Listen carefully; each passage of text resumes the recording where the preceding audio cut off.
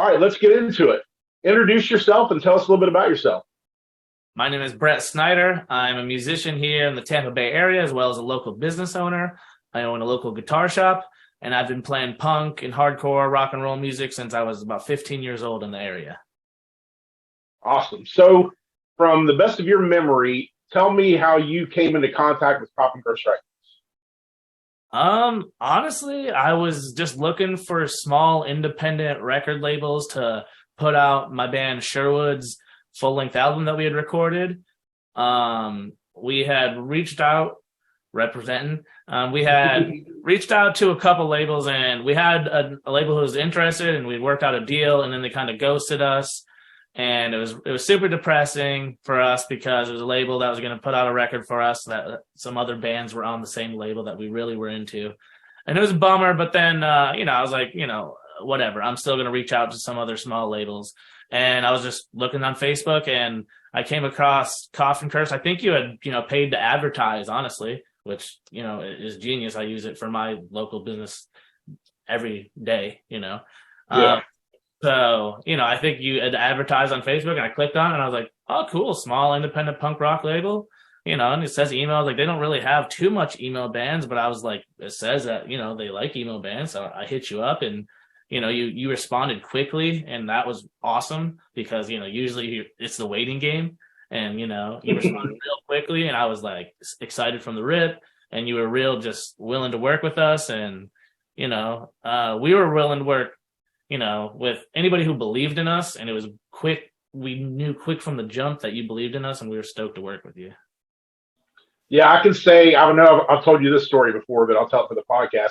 I can say with all sincerity that this is my second record label. And in the 5 years that I've done Coffin Curse and the 5 years that I did the radio label that I did back in the early 2000s, this is, you guys, Sherwood is the only band that I've signed. I don't actually sign bands, but the only band that I've ever worked with, put money into, believed in. You guys are the only band that I've ever had any relationship with off of a demo. Like you said, you emailed me, I listened to it, and I try with every email I get, as long as it's not sketch. Sometimes I will get some sketch emails where it's, you could tell they formatted an email. There's no compassion or no consideration put into the verbiage. The band just wrote up 3 sentences and emailed it to 40 different labels. Yeah. Those I'm not in a rush to check, but yours I could tell was sincere. You said a couple things about the label. You had mentioned you probably mentioned that you saw an ad and thought that you guys would fit, and you told the story. You told me in the email we were had a label deal and they ghosted us, and it's left us with this record that is solid, and it's like a year old, and we're sitting on this release and we want to get it out. And I was like, okay, I'll check this out immediately. I mean, it was later in the evening, and I remember I listened to the first song. I was like, okay, I'm vibing on this. And by song 3, I was like, holy shit, what do I have to do to get this record on my label? Because it fucking blew me away and still blows me away to this day. The record I'm talking about, this little guy right here.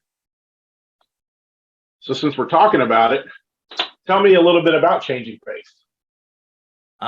Changing Face was a long process, and it was something that I've been wanting to do since I started music, is write a full-length album. I've been in a lot of bands, and I've never recorded a full-length album. It's always been EPs or singles, and a lot of it's because it's punk and hardcore, and just I never got the chance to write a full-length album. And we were a band for 3 or 4 years, and then finally I was like, all right, guys, like, we're gonna write a full-length album. Let's do it. And then the 4 of us together, I mean, pretty much the 3, guitarists and me as the bass player, we were the main songwriters. Vinny and Bailey and me. And we wrote 12 songs, or I think it's actually 14 or 15 songs, and then picked the ones that we wanted for the album. And then, it took 6 to 8 months or so. And it was there's really no one way that we wrote all the songs. It was some songs were, Vinny had a riff or 2 riffs and we came together. Some songs Vinny had him completely written, however you say that. He wrote them completely, and then we would come in and kind of tweak them. Same thing, I would write a song completely, and we would tweak them up. And then sometimes we would just come together and write a whole song in a day in a practice, and then tweak it from there on. So yeah, it's cool. It's just it's a very collaborative album because we didn't write it in one way. I mean, we just kind of any way that I've ever in the past wrote a song, that's how it was. It was crazy. It was cool because usually like, there's one songwriter and then, they come in and show it, and that's usually how it is. And that's most bands I've ever been in. Either I've usually been the main songwriter or the other guitar player has been the main songwriter. And, but this has been very collaborative. There's a few songs, like I said, are Vinny songs, or a few songs that are Brett songs, and a few songs that are Bailey songs. But I think all of us independently had our hands in each song as well, and then we were lucky enough to find Jared to come in and play the drums on him. And for someone who didn't even really listen to the music, he just, he got it immediately. And, it was insane how well we clicked with him musically. Is like, he's a very, different person than us, not into like, the same kind of music as us, grew up very different than us, obviously. I mean, he was the son of Clarence Clemens, the, Bruce Springsteen's saxophone player. So, he had a very different. When you told me that, it completely, as a huge Bruce Springsteen fan, that totally tripped me out. I was like, oh my God, I didn't know that until like maybe a year after we put the record out. You just randomly told me that one day. I was like, what the fuck? How are you not going to lead with that? That wasn't even in your email. Yeah. I mean, so it was just cool how well we clicked musically with him, because we were very different. But he's one of the best dudes I've ever worked with musically, and we keep in touch. He moved to New Jersey, right pretty much after the tour of Changing Face, and he's been up there ever since doing his thing musically, and he's he's headlining the Stone Pony and stuff. He's doing awesome up there, and he's one of the coolest dudes I've worked with musically, and we'll be friends forever. We'll keep in touch forever. I already know it, Yeah. But other than that, Changing Face was just it's funny because even we'll get into it later with the wrestling, but even the album name is kind of a play on wrestling, in like turning face, and I almost called it turning heel, but I was like, I think that's a little too this is wrestling. Yeah, that would have been a little on the nose. Yeah, and like nobody else in my band even likes wrestling, but it's not even just wrestling. Like changing, like the title track is obviously about betrayal and changing two-faced people and stuff like that. So it all kind of tied together, and I just worked my little creative wrestling idea in there without their knowledge. Yeah. Yeah. To go back a couple minutes to something you said, to touch on something you said a couple minutes ago, you were talking about how you kind of there's Bailey songs and there's Brett songs and there's Benny songs, and I'll tell you, I love that. We've talked about this, ad nauseum. I love this record. I listen to it still to this day. This hasn't changed. I listen to this album at least once a week. It was in 2021 and in 2022 my most listened to record on Spotify. Like, I am a shill for this record. I haven't given up on the idea of someday getting the money together to put it out on vinyl. I mean, we did a tape release, which is great. It's awesome. It looks cool. It's fun to have, and those sold out, and that's gone. We did a couple pressings of the CD, and that's great. And we keep pressing those until the cows come home. But that record will be on vinyl someday. It's too fucking good. It's one of the things that I'm most proud of on this label, and I've got my own records on this label. So the fact that I'm more proud of that than some of my own records is saying a lot. But going back to what you said about you guys all had your own fingers dipped into different songs. My favorite song on the record is a Brett song, and you told me one time that you did not like the song that is my favorite song. Yeah, and that's cool, man. And that's, I don't know, man. Like, since me and you have, become in contact, we've only met each other, obviously the one time when you came down for the show. But ever since we met each other, I mean, we had a connection, just, a personal click. I could tell. And it's just, so when you told me that, like, and that was your favorite song, I just thought it was hilarious because, like, damn, dude, like, you're probably the only person that's your favorite song. And it's just funny because, like I said, like, some people you just meet and you click with. And, like, when we first, started talking, I was like, this dude is, we're going to be friends. We're going to be friends. Yeah. So it's just funny. Yeah. And, that I like the song. Don't get me wrong. I mean, you're talking about Mantis. It's just, I don't know. I wish I would have took more time on my vocals mainly for it. I got rushed with my vocals on it, because it was all me. And that was the only song on that record that I kind of came in. I wrote pretty much the whole thing. And then, a little bit was added, but that's the only song on that album that I pretty much came in. They're like, okay, that's cool. And we didn't change much about it. So I appreciate it, man. Yeah. So tell me a little bit about who produced the record, because I know that the person that you guys hired to produce this album, who did an incredible job, is a member of one of my favorite hardcore bands. Yeah, we got John Howard, who played guitar for Casey Jones. He's recorded a lot of great hardcore bands, including Magnitude, who I just saw at FYA Fest this weekend. Insane.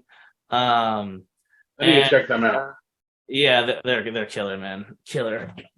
But yeah, honestly, he reached out to us. We played a Gainesville show, which is where where he lives, and a band that he follows on Instagram posted a live video of us, and he just reached out to us and he was like, "Hey guys, like, I like your shit, like, I want to record you." And we're like, "Well, we just happen to have a full length that we're ready to record." And we were planning on looking for some people and stuff, and we just really hadn't gotten to that point. And then it just worked out time-wise, where he just hit us up at the perfect time. And, we kind of told him our budget, and he said he can work with that. And, the hardest part was he had a normal job as well, Monday through Friday. So we could only record on the weekends. So it took a couple months to get it done, because it was, just the weekends. And I think he also got married in the middle of it. So, that broke it up a little bit as well. But yeah, man, it was pretty cool. The other guys in my band didn't give a shit that he was in Casey Jones on it, just because like they didn't really listen to it. They're also they're a lot younger. Yeah, they're younger. You know what I'm saying? And I honestly didn't know when we hired him that he was in the band. I just got there and I started looking around. And I'm like, "Were you used to be in a band?" He's like, "Yeah, I used to play in this band called Casey Jones." And I was like, "Oh." And then so, and I was the age, I was the perfect age, and I grew up in Florida. They're from Jacksonville. So like, I grew up and I played in hardcore bands. We played with them a couple. We got in Tampa Bay area, played with them once or twice. So yeah, it was pretty cool though, man. Yeah, that's when you told me that, it tripped me out, because that's one of my favorite bands, and definitely one of my favorite hardcore bands. And for leaps and bounds, my favorite straight edge band. As a person who has been straight edge in the past, not currently now, but when I was younger, I did live a straight edge lifestyle for quite a few years. And they were one of the bands that, when I was in a straight edge band myself, they were one of the bands that I really looked up to, because I would play, the band that I was in, we would play with a lot of straight edge bands. We would play with a lot of non-straight edge hardcore bands, but they were the one band that was not only legit, but not overtly preachy. And I don't mind preachy straight edge bands, but I do kind of get annoyed when it's in between every song. And hey, if you're, that whole, hey, if you're drinking, get the fuck out of the club, that kind of shit. You're a straight edge band, you're playing a bar, and you're going to ask somebody to leave the club because they're drinking. Like, there's a very, very popular straight edge band right now that likes to tell people to leave the club if they're drinking and they're playing in bars. Like, how fucking stupid is that? Yeah, that's very counterproductive for the venues they're playing. Oh yeah, exactly. Yeah, Casey Jones, they checked all the boxes for me with how their moral structure was really like up to snuff for what I was really believing at the time, and I musically just fucking legit. And those dudes were like, it was kind of like a super group, but I like Casey Jones better than all. Like, I like Evergreen Terrace, but I like Casey Jones a lot more. And I know that those guys all came from other bands. Yeah, man, like, Comeback Kid are way, way better, in my opinion, than the band that those guys came from. Yeah. The Cypher, what, I can't remember, whatever. Figure Four, yes. Yeah. I like Figure Four, but I like Comeback Kid a lot better. Yeah, I think but I think those guys do too. That's why Figure Four is not broke up, but haven't played a show in like 20 years. Yeah. I think Casey Jones was a cool straight edge band, because a lot of, and I'm not straight edge, I have a lot of friends that are, but they did take themselves too seriously. And that's what 99% of straight edge bands do. and they used the funny. I mean, at the time it was what was going on, the funny sound clips and stuff like that. But and there's just it made it fun, and even like as a person who wasn't straight edge, it made it fun to listen to their music. That's cool. Yeah. Well, talk to me a little bit about. I know that obviously for anybody that wants to do a little Google search, they can find out quickly. But we'll go ahead and tell them Sherwood is currently in the broken up phase. Yeah. But in your opinion, is that a solid breakup, or is that maybe there's some plans in the future if we can work it out? I mean, I've pretty much told every local promoter we work with, if like a really good tour comes through and like you want us to play it and it's like it's just a perfect fit, just hit us up. Let us know in advance. We would make it happen. Yeah. I mean, not to be crazy, but the promise ring comes through, you better fucking hit us up. Like Tom, if you're listening, the promise ring comes through, you better fucking hit us up. But yes, if like I wouldn't say I would never say we won't ever play a show together again or get together again. But I think right now we're all. I mean, I'm working on something myself that I just started. I know Bailey is. I know Vinny's trying to get something going as well. So, you might hear some stuff from us and then, eventually we'll get the boys back together. Who knows, but I'm definitely not opposed to it. And I definitely know they're not opposed to it. Yeah. I'm just happy to have the thought in the back of my head that the first and only time that I saw you guys won't be the only time that I'll see you guys. Yeah. I feel you. And I don't think so, man. Just being honest about it, just because I don't know. I've been in bands, like I said, my whole life, and 99% of the bands, like, you quit and you either stop talking to the guys or there's bad blood, and there's just none of that between us, at all. Yeah. I mean, they're still my best buds, and I don't see them as much now because, we don't have a weekly practice session, but still talk to them. Bailey, I talk to almost daily still. So, and it'll happen. I'm sure we'll be I hope we're in bands together again. I really do. And, right now it'd be cool if we did get separate bands together and our bands could play together. That, yeah, that'd be fun. That's my hopes right now, Yeah. I've been there. That's it's kind of like you'd rather be in the band, but at the same time to have your ex band members be in other bands that you play with. It's a neat feeling. I've been there. It's it's just as cool for sure, so, and I think that's kind of and it's really just because Bailey lives, almost 2 hours away, and, he drove 2 hours to practice for almost 6 years. And so like, I get it. And, he's got a serious girlfriend, and a more serious job than he used to, so, I totally, get where he's coming from. I think honestly, he never once told me he didn't want to make the drive. I just got to the point where it's like, man, like I feel bad, like making him do, because I mean, he's the kind of guy though that he would have $20 to his name and spend 15 on gas with his practice. Yeah. And yeah. He's the most dedicated person I've ever been in a band with. And that was a big, and he also started the band together when he was very young. So he grew up in Sherwood, basically. He was when he was in the band from 19 to 25. That's some formidable years. Oh yeah, you know what I'm saying. And he grew up, and I mean, I kind of played that big brother role to him, and like, and kind of when he would say 19-year-old shit, I would say, dude, you're saying some dumb 19-year-old shit right now. And, yeah, I think I smartened him up a little quicker than some young kids, and. But he's also, he's one of the most, he was very responsible ever since I've met him. I mean, he's unfortunately been in positions where he's had to, take a lot of responsibility on as a young person. So, he's a responsible person, and he's a dedicated person. And I think it just got to the point to where, like I felt bad, like asking him to make that drive still. I know he would, but it's like, I don't know. It's hard, to maintain. Yeah. That kind of to maintain a real life and make 2 hour drive, or 2 hour drive here, 2 hour drive back, and then spend it's hard when you have a full and you gotta pay rent. It's hard, man. Yeah, and from an outsider's perspective, from my perspective, you guys were hit with quite a series of unfortunate circumstances leading to the farewell show anyway. I mean, just from my memory, obviously we're coming out of a pandemic. You had multiple shows that weren't able to happen because of getting drummers, losing drummers. The pandemic would come and go and cause shows to cease to happen. I'm sure during that time there was multiple opportunities for you guys that you had to pass on because of health reasons and because of who had COVID this time, and everybody was dealing with the shit. So, I mean, I know a multitude of bands, not only friends, but just out in the circle that did not make it through the pandemic. You guys kind of being one of those that came out of the tail end and did kind of right off into the sunset there at the end.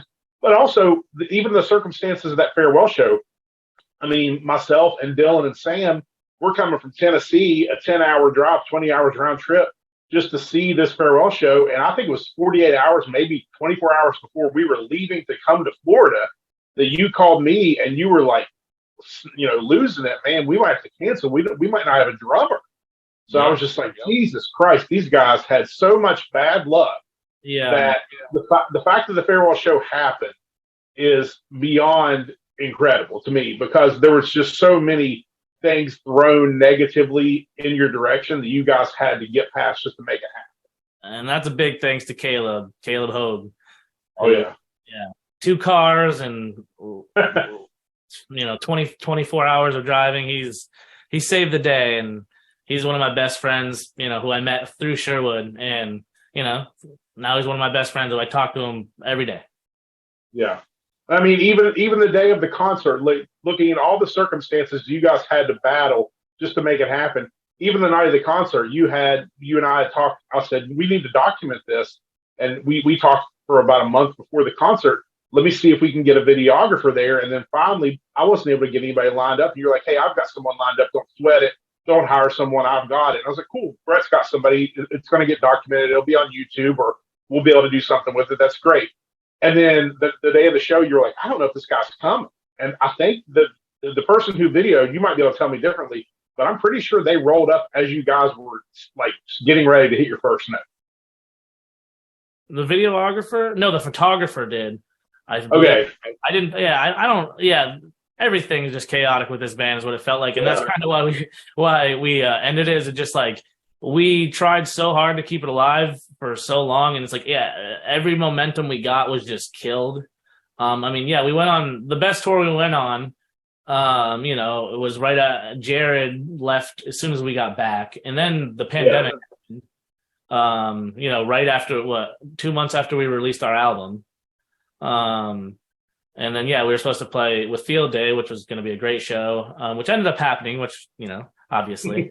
So we had shows canceled, and man, it just seemed like the whole world was against us, and we were fighting. We fought it for what felt like years at the end there. And, so I think it was just like, all right, let's call it for now. It's just too much right now. And that, and we've talked about, my father also went through some health issues at the time, and it just, it was just everything crumbled, man. So, but everything's on the up and up as far as that goes. My father's health, we talked about that earlier. Yeah, that's great to hear that your dad's cancer free, correct? Yes. That's awesome. Yeah. So speaking of your dad, so you and your dad you're an independent business. Let's talk about DB Music. Sure. Yeah, let's talk about it. We own a small guitar shop. We were located in Dade City, where you came was a very small shop. We just relocated over to Zephyr Hills. We're waiting on some permits and stuff to clear, but we should be open by the beginning of February at the latest. But it's a much bigger shop. We're going to have a lot more guitars, but we're also going to start selling records and band T-shirts and memorabilia and that kind of stuff too, which I'm really stoked about. We need to talk about getting some Coffin Curse stuff in there for sure. Absolutely. So it's going to be cool, man. You said how many square feet is the new space? Like 3,000. And the last space was like 800 square foot. Yeah, but the store part was about 500 square foot. Yeah. Yeah, I mean, it was a rad shop. I loved visiting it, and that the town seems so fucking cool. Like, Dade City was definitely a killer. It's a cool historic town downtown for sure. kind of seemed like a nice sleepy community where there wasn't much crime or anything really. Yep. You're exactly right. Definitely one of the Florida towns where it would be ideal to own a business. I'm sure leaving there was hard, but as someone who visited the store, definitely on the smaller side. Yeah. So I don't blame you. Yeah, we had 4 or 5 people in there and it felt crowded, man. Yeah. It was, I mean, the day that we visited, it was you and then what was your employee's name? The guy I met? John. You and John.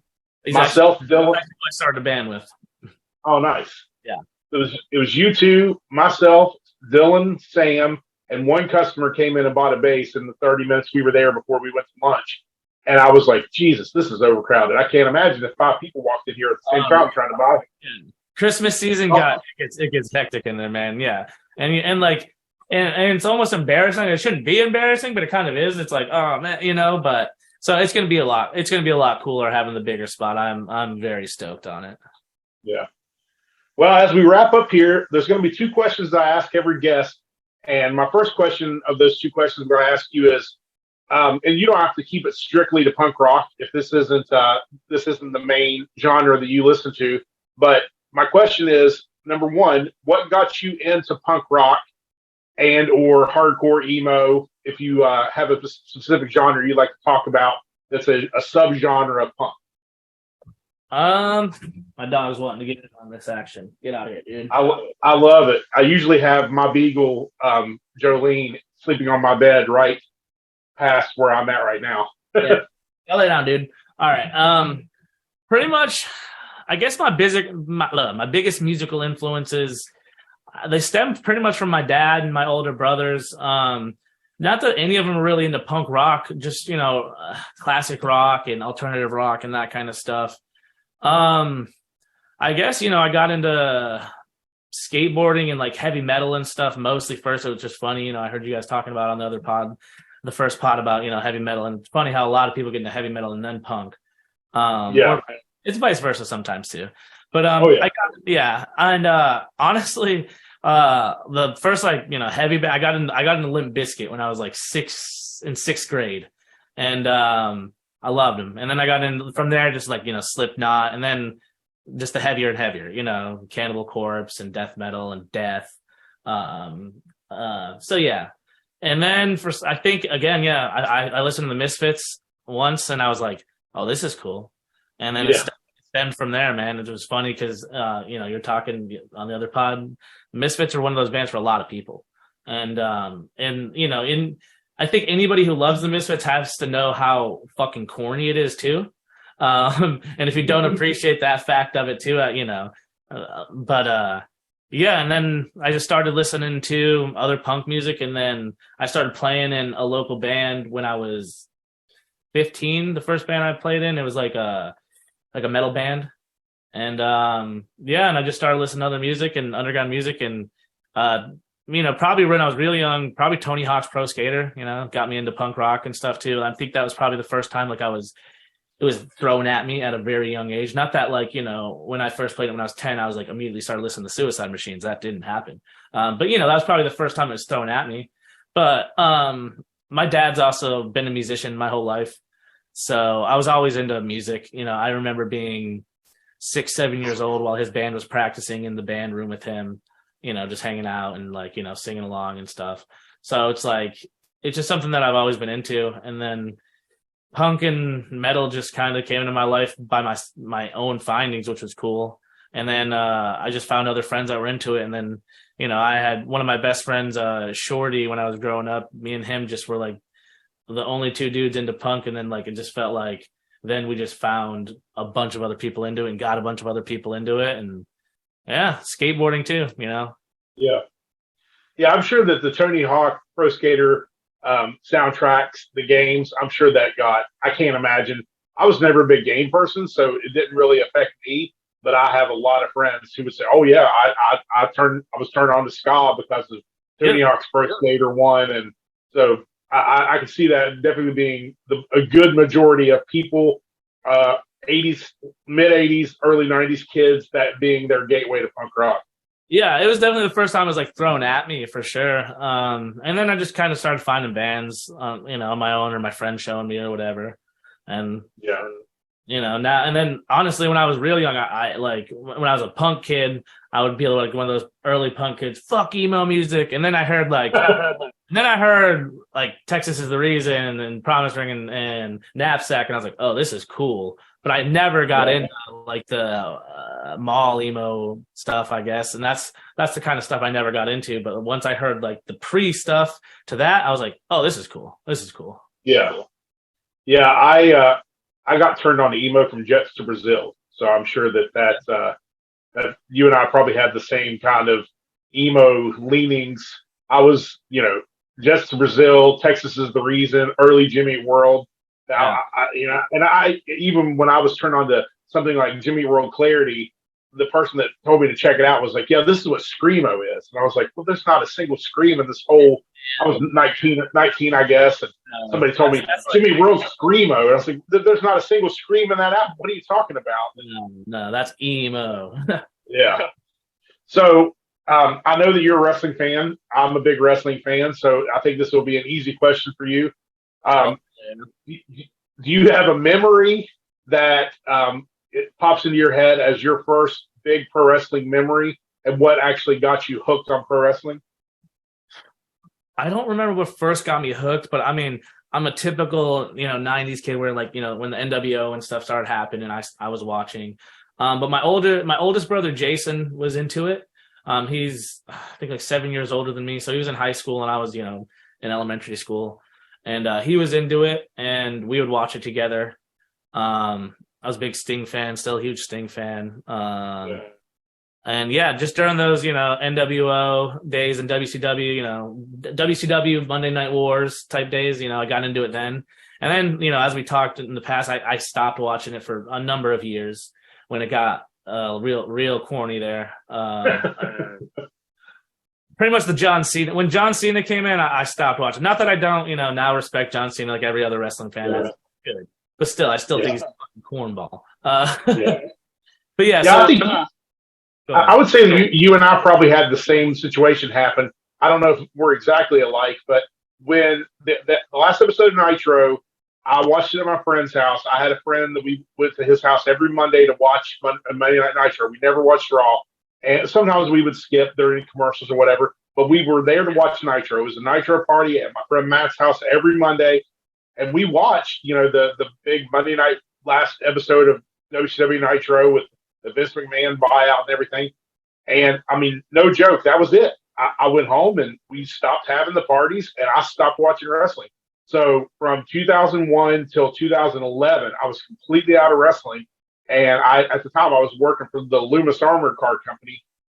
And a bunch of those guys were into wrestling and invited me over to watch a TNA Hardcore Justice pay-per-view. And I was never an ECW guy, so I hated it. But I was like, okay, maybe I should give wrestling a chance again.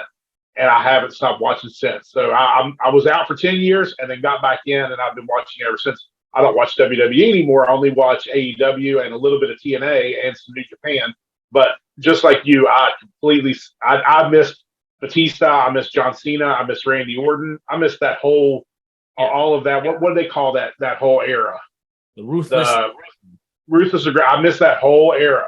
Watching that Ruthless Aggression documentary, I was like, I didn't see any of this shit. Yeah, that's pretty much me. I got into it a little bit later than you, like 2000, maybe 14, 15. A coworker, and he was my roommate and a coworker at the time, my buddy Aaron. He started getting back into wrestling. Same thing. He was into it in the 90s. And then he started getting back into it. And then, he's like, yeah, you want to go to a show with me? And I'm like, sure. And I started getting back into it. And, And then, AEW. It was right around the time when AEW, or no, I guess it was like 4 years later when AEW came around. And now, AEW fucking fanboy.